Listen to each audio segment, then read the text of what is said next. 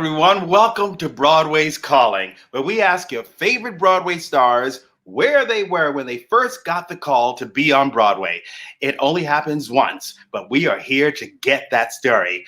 Today's guest, I'm so excited, is my friend from Sunset Boulevard, Miss BRITNEY Coleman, and she has some great Broadway news to share with you. Now, if you are a fan of the theater, please subscribe and click that bell. You gotta click that bell. Click that bell. Come on and click that bell. Yes. Now, that's our new Click That Bell song. It's going to be on the charts at number 1,000, I'm sure. Anyway, if you really want to support us and stop me from singing that song, we'd love for you to join our Broadway's Calling family and become a patron at patreon.com/Broadway's Calling. For as little as $5 a subscription, we're looking for at least 5 more patrons to get us next to that next level. So come on, lift us up, lift us up. Come on, lift us up, lift us. Oh, I got songs today. I'm feeling a song because BRITNEY is here today. If you're new to Broadway's Calling, feel free to ask questions of me, ask me why do I keep singing everything to stop it? Or you can ask a question of our guest in the chat section. Now, if you're watching our show on the YouTube channel after the original airing, be sure to leave us a comment. I love to read them all, and I particularly love the nice ones. They're my favorite. This week, there was another story along the Rialto that captured our imagination because several actors got the call, and it was cause to celebrate all over Broadway. I mean, we've been waiting 15 months, and here to help me tell you the great news is our tech producer, Julie Garnier, and Broadway Bites, Andre Boyer, to join in the celebration.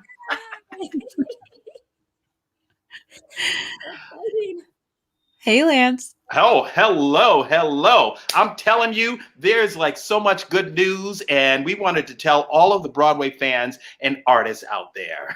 Right. Well, so after being shut down for 15 months, the call came that Broadway was going to open up starting again September 14th. Woohoo! Hallelujah and amen. That's music to Broadway fans and Broadway artists. I heard that all the classics are opening up, like Phantom, Wicked, Chicago, Lion King, Aladdin. They all got the call. Yep. Smash hits like Ain't Too Proud, Come From Away, Hamilton, and Dear Evan Hansen also got the call. And I'm really excited for the new shows that are just open, and they even got Tony nominations, but no award ceremony because of COVID. But shows like Moulin Rouge got the call, Jagged Little Pill got the call, the Tina Turner musical got the call. They're all coming back. Yeah. Sadly, Mrs. Doubtfire shut down after only 3 previews. But they got the call too.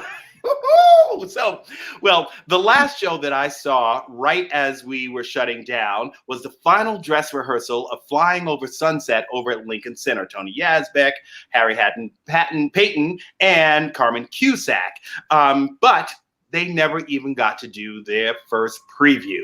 But they just find out that they will finally have that first preview this fall. And that's going to be fantastic. I want to see them when they actually have an audience. And I also am really excited to see 6. Oh, me too. Those were the tickets that I had for the week after the pandemic hit. Oh. So I know. And this smash hit from London about Henry VIII's wives, I just can't wait. Sounds juicy. Yeah. And you know what, Andrea, they were just about an hour away from opening when they got the news that they were going to have to, that all of Broadway was going to shut down. So they weren't going to get their opening night, which is a fate worse than Anne Boleyn. Just up for their head. I mean, can you imagine being that close to making your Broadway debut and not being able to have it? Hours. And your dressing room is filled with flowers and cards and well wishes. All of those dressing rooms were filled to the brim with those things, and they had to cancel their opening night. I can't even imagine. So they've been waiting? They've been waiting for 15 months for that? But they got the call too. Well, since everybody has gotten the call, I think this calls for a celebration. And I know Andrea has created a special toast to celebrate today's guest, BRITNEY Coleman, who is going to be in Company, and all of the shows coming back to Broadway this fall. Check this out.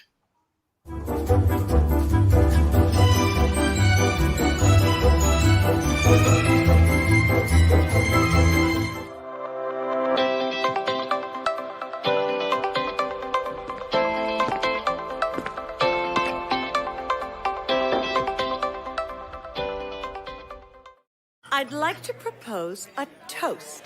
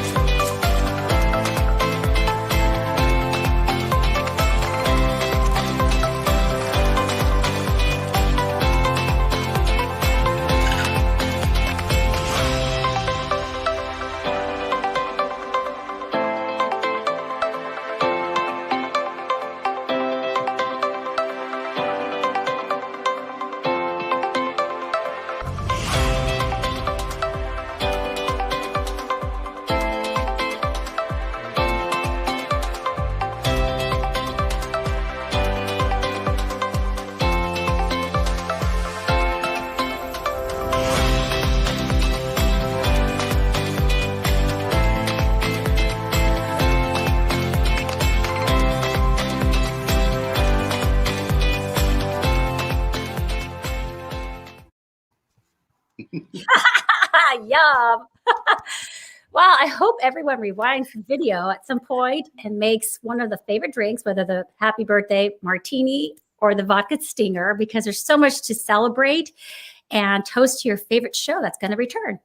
Well, I'm excited for them all, but I would like to make a special toast to my former castmates over there at Come From Away. Oh, cheers. Cheers. Ching, ching, ching, ching, ching, ching, ching, ching. Well, I'll see you guys around because right now we're going to get to our guests. Thanks, Andrea and Julie. Bye. The musical Company, starring Tony winners Katrina Lenk and Patti LuPone, returns to celebrate the lead character, Bobby, now played by Katrina Lenk. They're there to celebrate her 35th birthday, and we are so excited to have cast member BRITNEY Coleman here to talk about what it was like to get the call that they were finally returning to Broadway. BRITNEY Coleman has belted out 60 tunes as one of the Shirelles in Carole King's Beautiful. She has trilled her soprano opposite Robert Sean Leonard in Camelot, starred opposite Glenn Close and Santino Fontana. I'm telling you, this is fantastic. But her early fame came as Bellatrix in a Harry Potter musical alongside classmate Darren Criss, who also created some of the tunes, while still at the University of Michigan. The production has been viewed over 100 million times. 100 million times. That's a whole lot of clicking on the internet. Well, she's huge on the internet, and here she is with the perfect song to explain it all, and I hope that you like it. When I was in my teens, I'd flip through magazines with the fantasy I'd be a famous actress. I watched each film in reach, rehearsed my Oscar speech with the grit and guts to be a famous actress. I knew I was going to shine, went to school and was doing just fine. Thought a small student film was benign, but it somehow made its way online, and the hits and clicks grew as fast as a vine. Soon this random fandom fame was mine, but it was never my design. Let me lay it out for you all, okay? I get an audition, a callback or two. Somebody asks, who the hell are you? I meet with my agents, it's always the same. Nobody knows my name. And when I walk NYC, no one notices me. But the second I flee for that much needed pee at a public toilet, that's what I get. Hey, you're famous on the internet. My mom comes to visit, she thinks I'm a star, and we can't even get a drink at the bar. Our waiters ignore us, we can't get a cab. None of us feel too fab. Soon we're at JFK, and she's flying away. And I've just heard her say I should get an MA as she's boarding her jet. You bet, that's when I get, it's you! Hey, you're famous on the internet. Don't get me wrong, the point of the song is not to bellyache or grumble or scoff. It's so nice to inspire or meet and admire. But there's other things to do, and well, the timing's always off, so now it's Charlie with my finger. Brave lady of me. I know sometimes I am grateful, and sometimes it's fun. Other times I want to be moan. Leave Britney alone.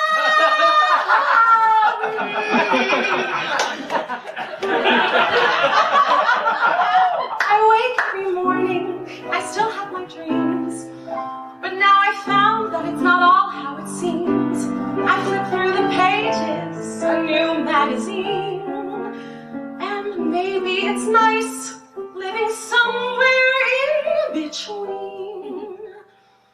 So I'll walk NYC, ego checked, grievance free, and if someone or three wants a picture with me, when I'm cold and I'm wet, when my heart is incensed, at the din, at the vet, every mid pirouette, it's no sweat. I'm famous, famous on the internet.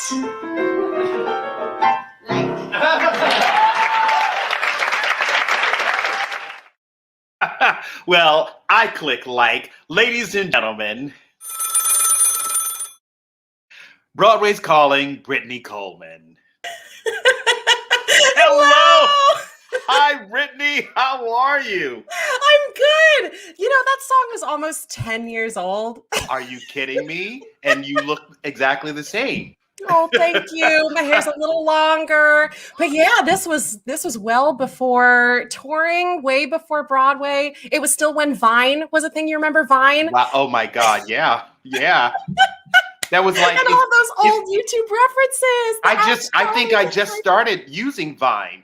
I think in 10 years I'll be doing TikTok. There you go. I'll see you there. Yeah, exactly. Oh, you picked that. That's so sweet. Oh, Thank yeah, you. I love that because you are famous on the internet. I mean, with the very, very Harry Potter musical, I mean, so many millions of views, so phenomenal. Amazing. And now here you are coming back to Broadway again. You know, it's like, I think this is what, your fourth show? This will be my fourth. Oh, gosh, that's amazing. So now tell us, what was it like when we normally talk about, when Broadway stars got the call to be on Broadway the first time. We'll get to that. But I want to know what it was like when you got the call to say, all right, after 15 months, you're finally going to come back in Company. What was that like?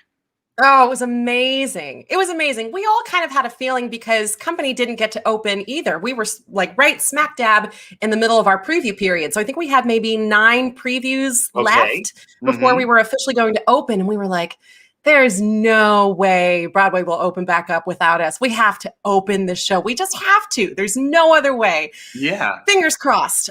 So it was just such a wonderful sense of relief last week to just know, oh my gosh, we have dates. We have dates to come back. Did they gather everyone, or did they call you personally, or how did it happen? Oh, I mean, I guess COVID is still a thing. So we got individual emails. Oh, wow. Just as a little, hey, heads up, your agents are going to be calling you soon. So here's the info that we gave them, and we can't wait to see you. That was from our producers. Oh, man. Well, it's so fantastic. And I know one of your producers, Mark Levine, who is having a big party and, to gather a bunch of people to come see the show. And those parties are always fantastic. He gathers all the people and you have drinks and, you get to watch the show together. And so I hope that to be a part of that party to see you guys, because I've been listening to the London cast album of Company and it is so good. Like I swear the orchestrations have been pumped up, the vocal arrangements. It's like so amazing. And just hearing the great Stephen Sondheim's music, fresh and new. And I wanted to talk about, because now, if a lot of people know, Being Alive, sung by a man, now Bobby is being played by a female. Correct. And that's Katrina Link, who won the Tony Award for A Band's Visit. But Brittney, I think you're also an understudy to Katrina Link. Is that true? I heard that. I am. I cover Bobby. Yep. What? Oh my. Yep. Oh my goodness. Had you started any rehearsals for that at all? Oh, just barely. We had just kind of cracked the surface before preview started, because I'm also on stage. Most of our principal covers are also on stage for a couple of numbers. So we had to make sure we were on top of all of that for our regular nightly duties. And then we could start thinking about all the extra things. Right. Well, you'll be making history, much like you did in Sunset Boulevard, being the first female of color to play Bobby on Broadway in Company. That's gotta be something. I'm thrilled. I mean, it's like Bobby could be anyone, but it's like, why not be everyone? I always say, Exactly. So, and that's what Company is about. It's about everyone and for everyone. I think that's one of the beautiful things about our production, is that it is the colors of the rainbow. Good. In various ways. I'm very excited because there's so many phenomenal performers in the show. Ridiculous. Like you, Rashidra, Terrence, Archie, and Patti LuPone, Katrina Link, Jennifer Samard. I mean, it's like all of these phenomenal people. So, I'm sure there's going to be a huge clamor for tickets. There's another show that you did that I laughed my face off when I saw it, and it was Tootsie with Santino Fontana. And I just wanted to know, because I was cracking up in the audience. I'm like, this is so funny. It did end up winning for Best Book. There you are. That's you in the green pants. In the green pants. It's me. Green pants and the head wrap. And the Tonys. But the thing about it was that I just wanted to know, while you guys were rehearsing, how did you keep a straight face with that funny script and those comic geniuses? What was that like? We didn't keep a straight face. It was it was madness. I mean, Mike McGraw, come on. It was truly a masterclass in comedy.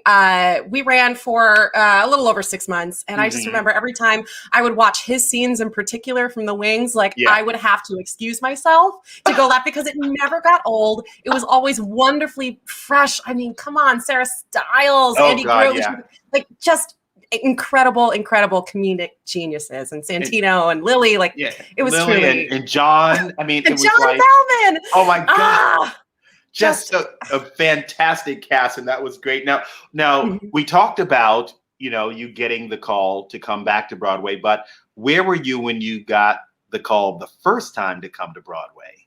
Oh, the very first time. Yes. I was sitting on the tarmac. I was on a plane. I was waiting to take off to go to Houston, Texas, to go do a production of Into the Woods. Okay. And I was sitting next to my castmates, and it was kind of early-ish in the morning. Mm-hmm. And I remember my agent was like, "Are you sitting down? Are you next to people right now? Do you have a second to talk?" I was like, "I have a couple of minutes."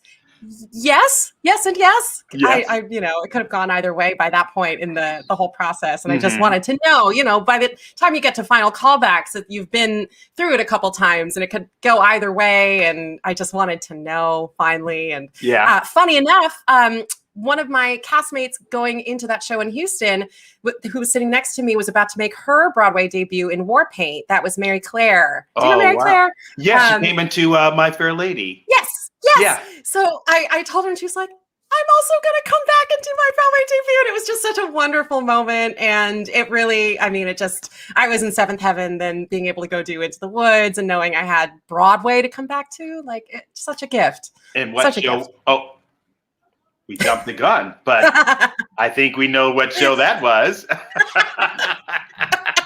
Speaking of, let's segue to the next one. Well, that was fantastic. And your time in Beautiful, you were one of the Shirelles, correct? I was. And then you also sang a feature in the show.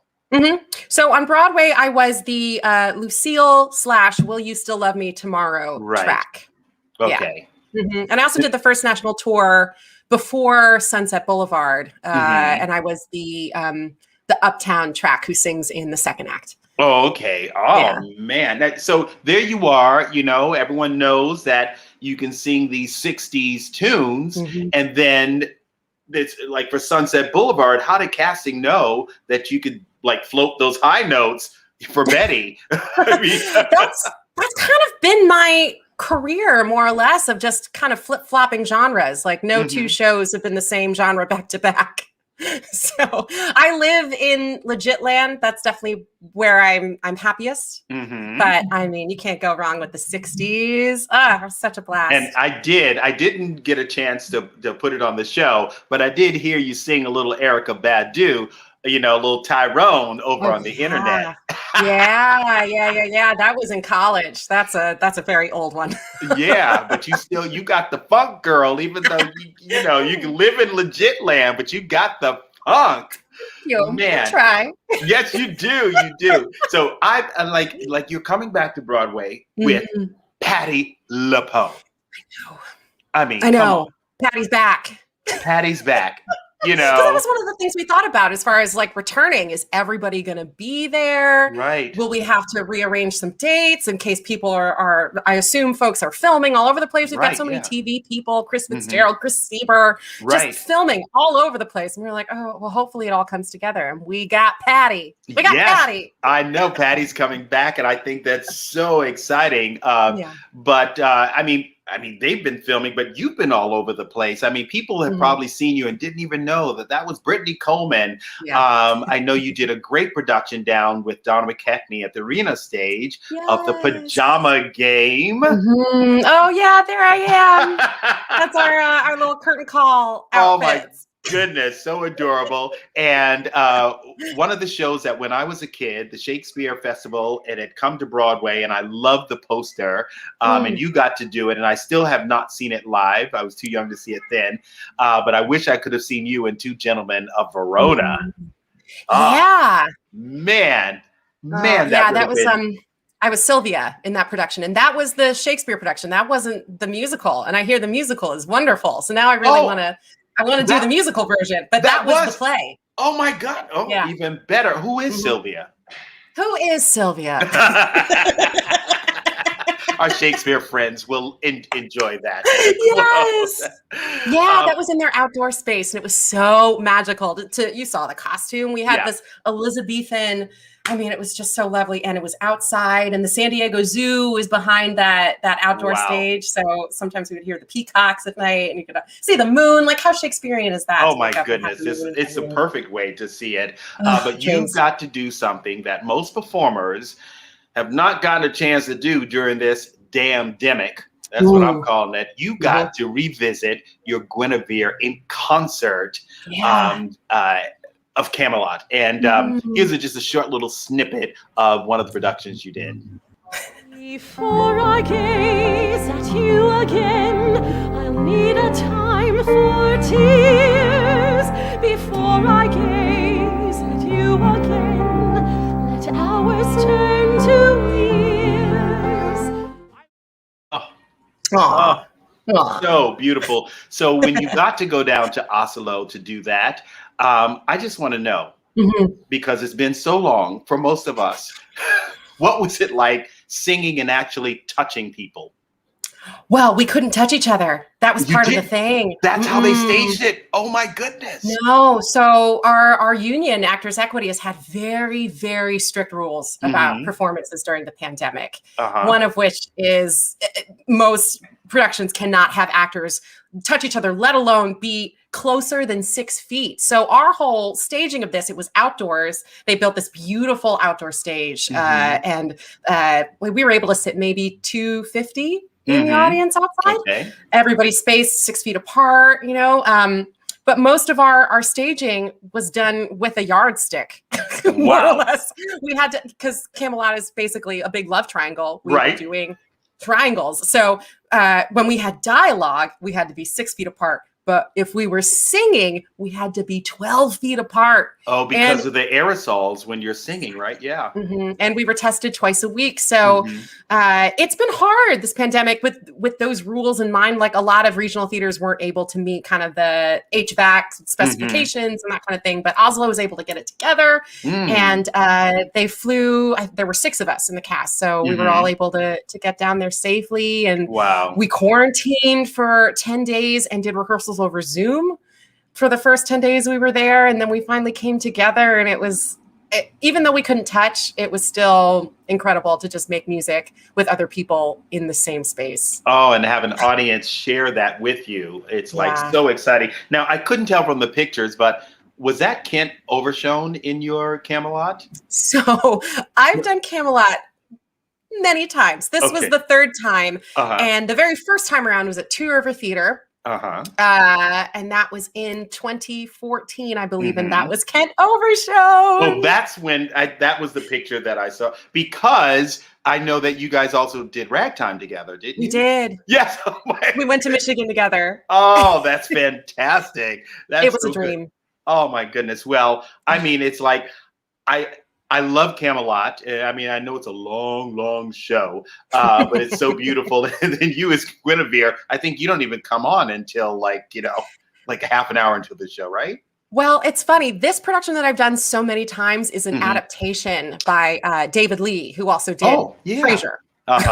So they have, he and Steve Orich from Jersey Boys, they created this incredible adaptation that runs about 2 hours. And it's a cast of, I think, the most cast members I've had in the show have been 8. And even to pare it down to 6 was actually like fairly easy with this adaptation. So it runs by pretty quickly. And Merlin is cut, Morgan Le Fay is cut. So all of that exposition at the beginning.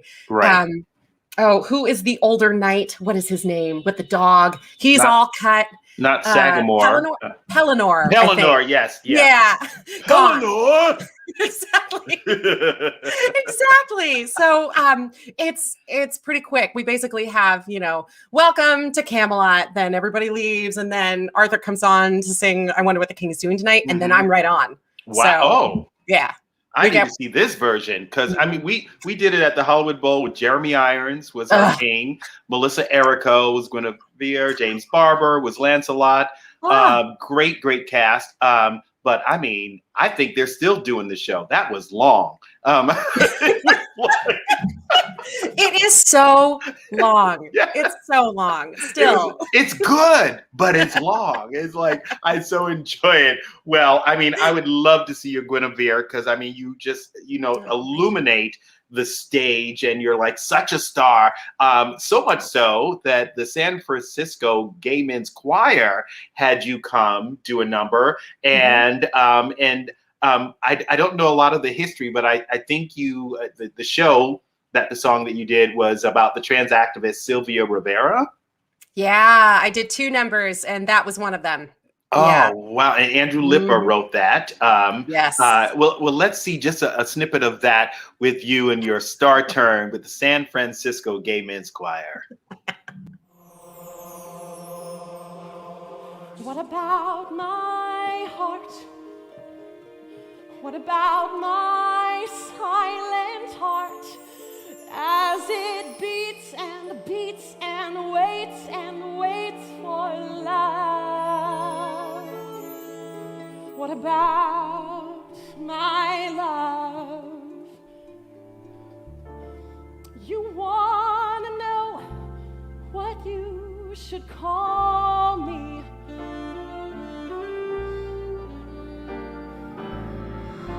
You wanna know the name to use? I'm a gay man, a gay girl, a drag queen, a ping pong, a sister, and a hustler, and an in-between. I'm a fruit, take a fag, a guy, a wonder, a mister, and a master, and a cocaine. I'm a cool boy, a schoolboy, a gender bender, everything, a stocking stuffer, Mr. Titty Fusionist. I'm a Mary at the dairy. I'm a hoe now, yo and slow-mo. I'm a gay guy on a golf cart, and I'll break your flamed out, fucked up gay heart.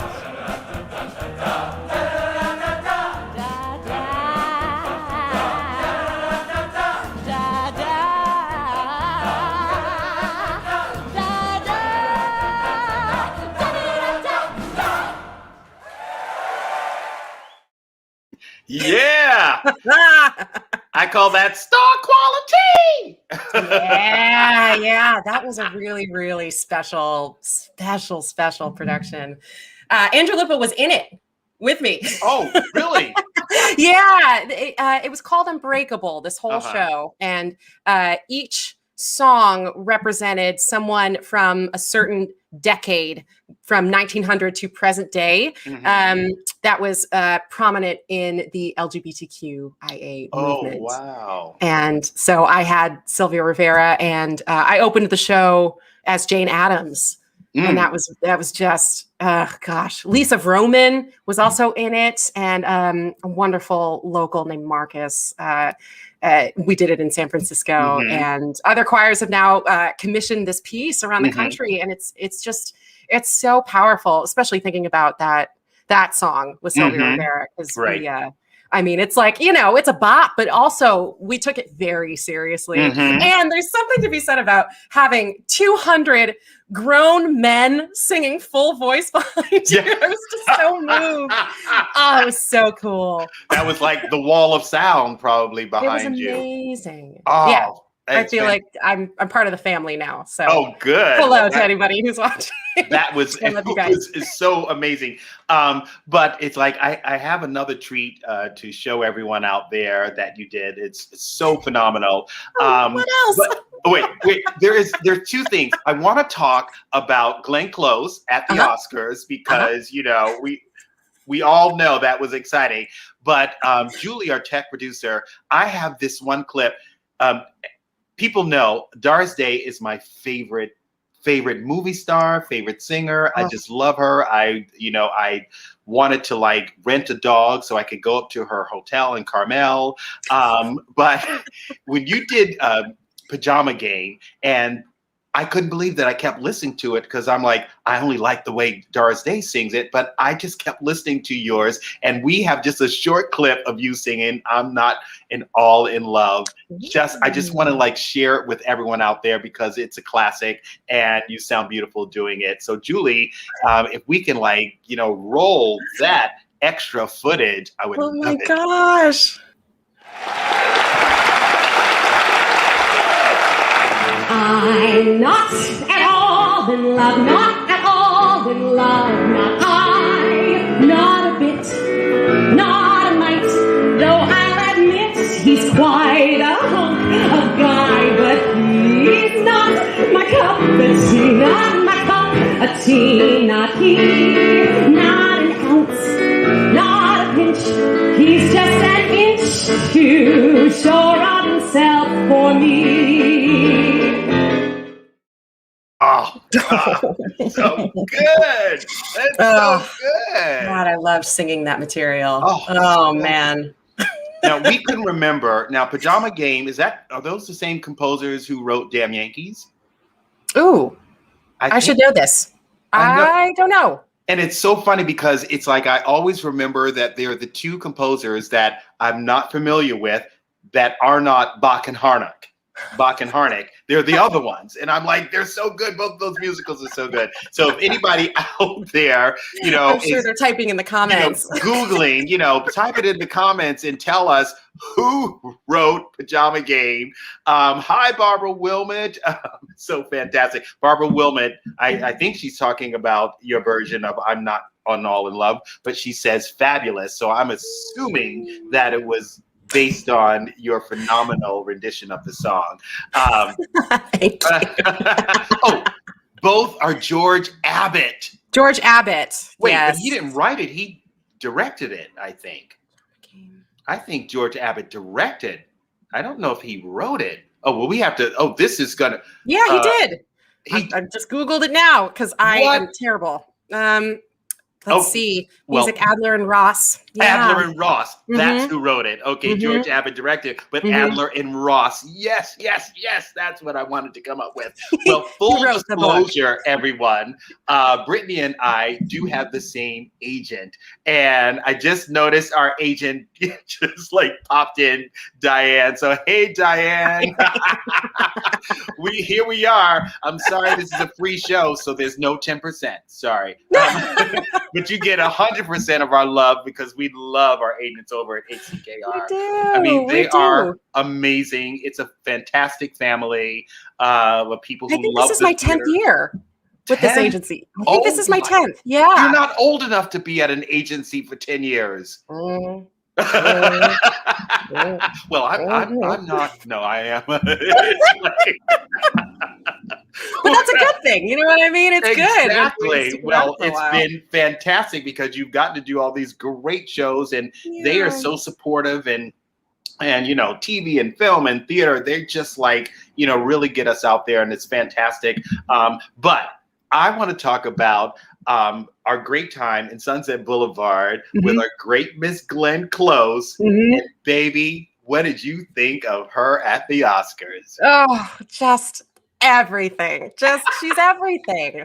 I don't know. Having worked with Glenn Close and knowing how wonderful she is as a human being and then being able to see her at the Oscars on TV and doing debut is like beyond. Come on. Just beyond. It was so wonderful because she's always so wonderfully committed. I'm obsessed. Yes, really. She's like full throttle and it's like, I can't wait. We're going to have a little reunion, I know, this week, just between us, Sunset Boulevard people. And I can't wait to see all of the people and all of our wonderful friends in London who were in the show, which I think that's really exciting because, because of the time difference and traveling, we haven't really seen some of those people. So I'm really looking forward to that. And I'm sure you are too. I am. It's been so long. It feels like forever. So much life has happened since that. So much life. They've even changed the Palace Theater since we left.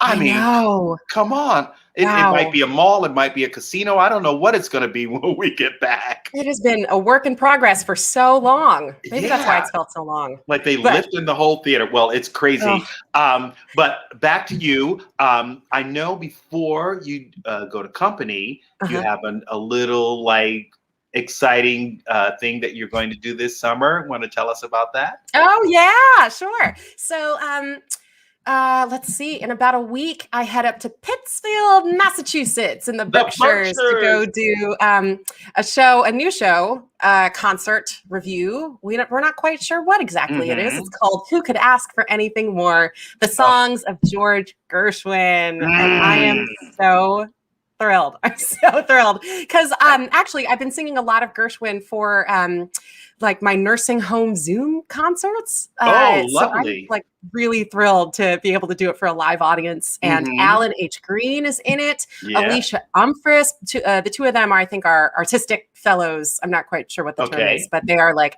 part of the Barrington family up there. Allison Blackwell's also in it. And someone from our agency, Jacob Tischler, he's here, is also in it. And I'm calling it like Ain't Misbehaving based on the the number of people we have. I'm clearly the Charlene track. Yeah. So it should be a good time. And Alicia can sing now. I know she can. Oh, you know it. I don't know what she's singing, but I will be in the wings like this. If they make me go off stage, it might be one of those where we're all on stage the whole time because I think it's an hour long. It's going to be 6 real feet apart. You're still going to be 6 feet apart, though, right? I believe so. Yeah. I believe so. But now that the CDC is kind of like, whatever, who knows? Maybe they might have us dancing a little bit. Okay. Well, that sounds good. I mean, I know that you're great with the classics, as we saw with that Adler and Ross tune. I'm not at all in love. You know, now we can act like we know something. Now we know it's Adler and Ross.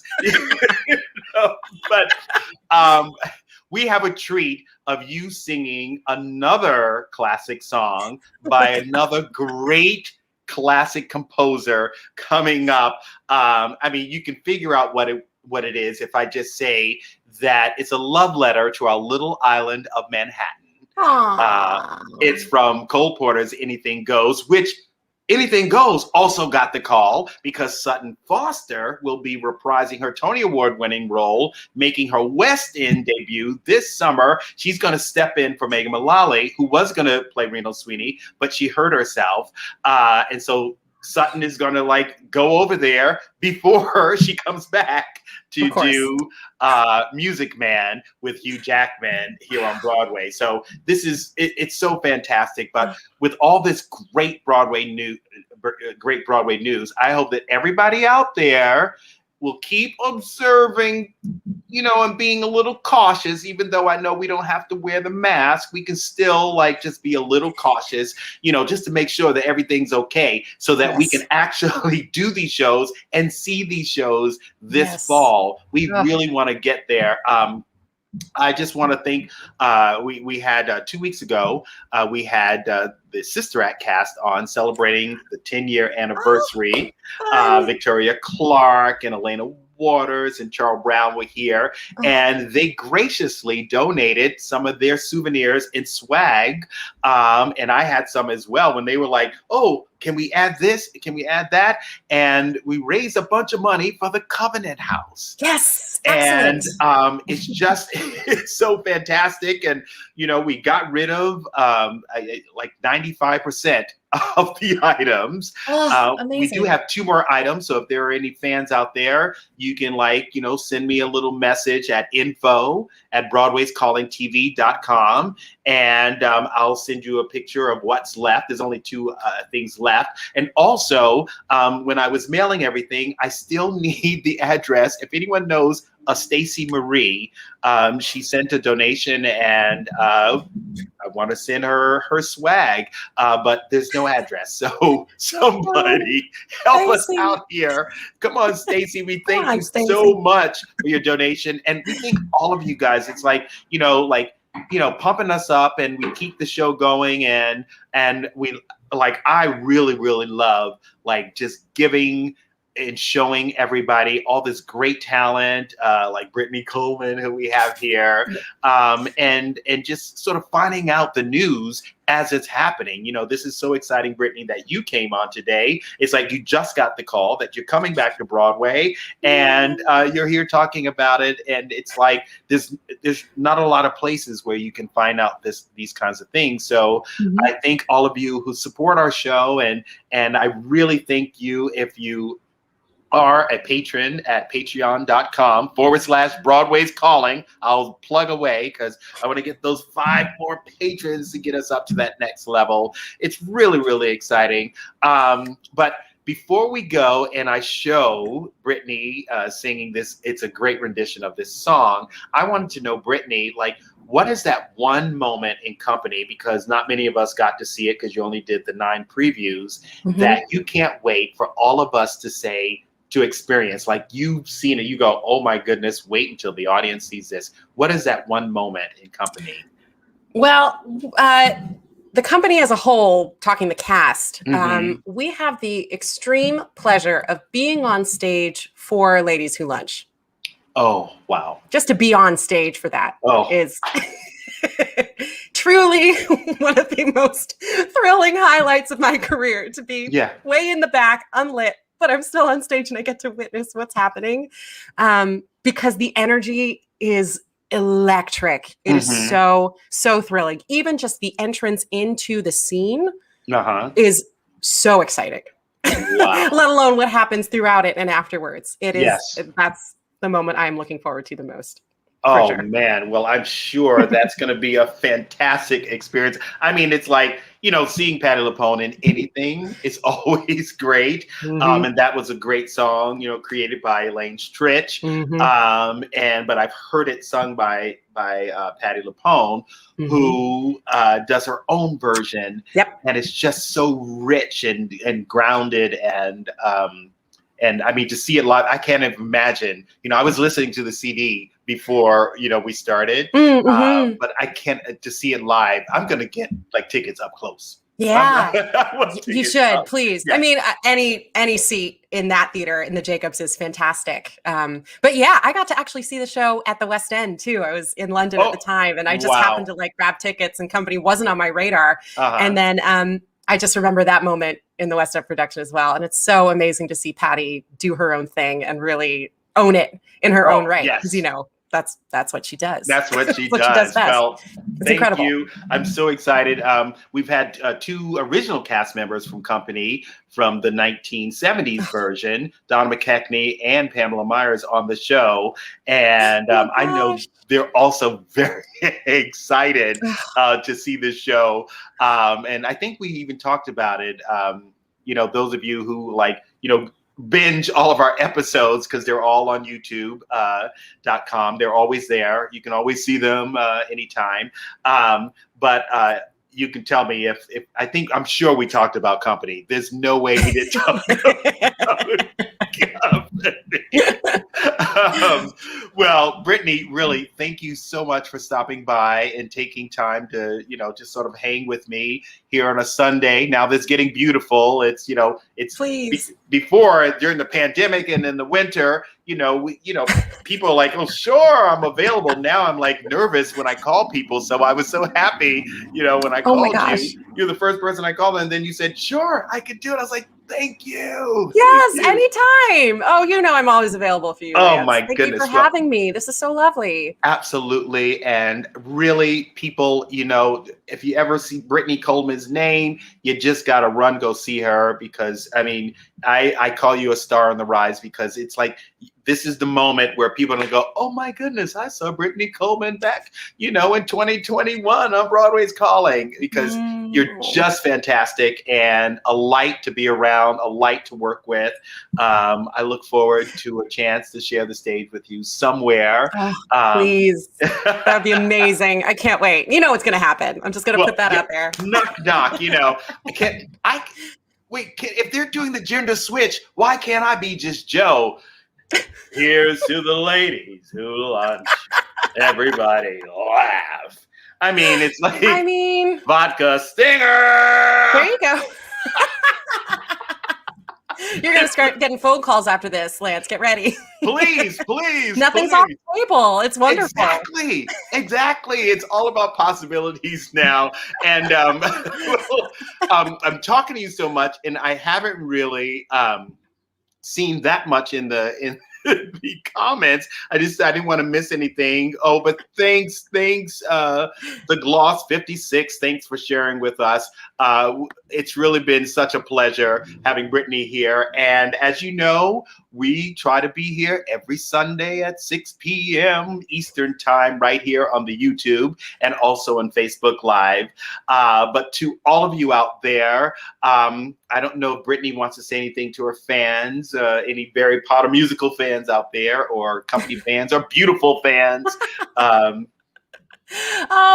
love you and thank you for your support. Always. Always, absolutely. Well, everyone, I say stay safe, stay sane, and keep a little Broadway in your life. I'm Lance Roberts with my guest, Brittney Coleman, and here she is with Take Me Back to Manhattan. Peace.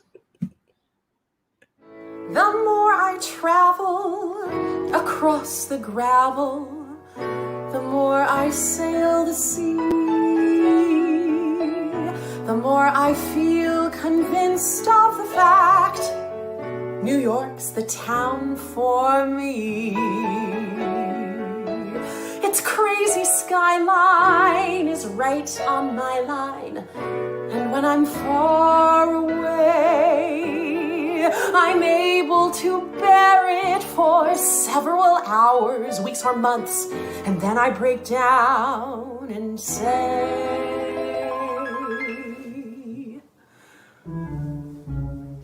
take me back to Manhattan, take me back to New York. I'm just longing to see once more my little home on the 100th floor. Can you wonder I'm gloomy? Can you smile when I frown? I miss the east side, the west side, the north side, and the south side. So take me back to Manhattan, that dear old dirty town. Oh, take me back to Manhattan, take me back to New York. I'm just longing to see once more my little home on the 100th floor. Oh, can you wonder I'm gloomy? Can you smile when I frown? I miss the east side, the west side, the north side, and the south side. So take me back to Manhattan, that dear old dirty town.